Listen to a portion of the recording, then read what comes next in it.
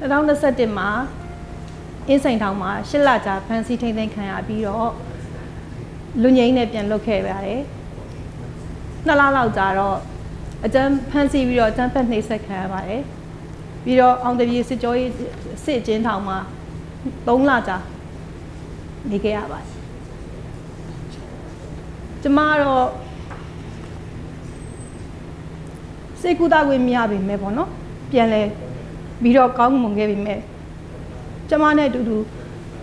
တရက်ထဲမှာဖမ်းဆီးနှိပ်စက်ခံရတဲ့တငယ်ချင်းကတော့တည်ဆုံးသွားပါတယ်အဲဒီကျမနဲ့အတူတူပဲတရက်ထဲမှာသူကတော့တည်ဆုံးသွားပါတယ်ကျမကတော့တေရင်းနဲ့ကုတ်ကပ်ပြီးတော့ပြန်တက်လာနေတာပေါ့နော်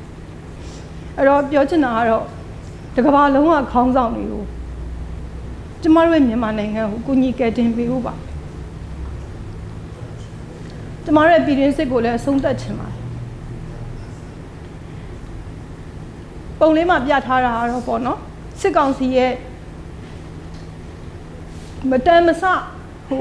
ပြည်တွင်းစစ်ပါကျမတို့ကနိုင်ငံတကာစစ်မဟုတ်ပါဒါပေမဲ့ပြည်တွင်းစစ်မှာပြည်တွင်းနဲ့တန်တဲ့လက်နက်တွေနဲ့နှိပ်စက်ဖျက်ဆီးနေတာ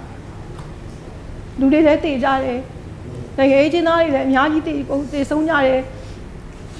CRSV case တွေလည်းအများကြီးဖြစ်တယ်နိုင်ငံဟာစုပ်ပြတ်တက်နေပါပြီဒါကြောင့်မလို့ကျမတို့ရဲ့စစ်ကောင်စီကိုနိုင်ငံတကာကနေပြီးတော့အကုန်လုံးတားဆီးပေးပြီးတော့အရေးယူပေးဖို့တောင်းဆိုချင်တယ်